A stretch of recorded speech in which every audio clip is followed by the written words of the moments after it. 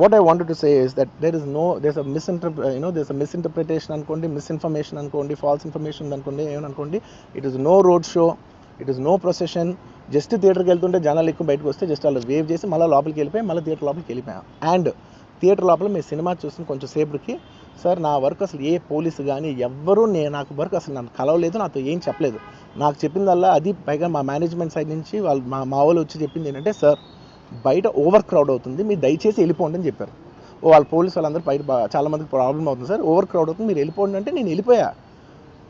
Cinema start అయిన కొంచెంసేపు నేను వెళ్ళిపోయా. నేను మా వైఫ్ అందరూ మేము బయటకు వచ్చాము అంతే. నాకు అసలు ఆ తర్వాత నెక్స్ట్ డే నాకు తెలిసింది ఒక లేడీ ఇలా ఉందంట, కళ్ళు తిరిగి పడిపోయిందంట, ఆ తర్వాత ఆవిడ పాపం చనిపోయిందంట, ఇలా ఒక కిడ్ ఉన్నాడు అంటే నేను షాక్లో గురయ్యా. అంటే నాకు తెలీదు అసలు, నెక్స్ట్ డే వరకు నాకు అసలు తెలీదు. I had no idea. ఎందుకంటే నేను నా పిల్లోనే పక్కన పెట్టుకున్నా, నా వైఫ్, నా కొడుకు, నా కూతురు థియేటర్లోనే ఉన్నారు. నాకు తెలీదు. నిజంగా అలా జరుగుండి ఉంటే, నాకు తెలుసుండి ఉంటే నేను వాళ్ళు తీసుకుని వెళ్ళిపోతాను కదా, మినిమం కదా, ఎవరైనా వాళ్ళ పిల్లలు వాళ్ళు తీసుకుని వెళ్ళిపోతారు కదా. నాకు తెలియని కూడా తెలియదు. సరే పిల్లలు వాళ్ళు చూసుకుంటారు, మనం వెళ్ళిపోతే క్రౌడ్ క్లియర్ అయిపోతే, ప్రాబ్లమ్ సాల్వ్ అయిపోతే నేను వదిలేసి వెళ్ళిపోయా.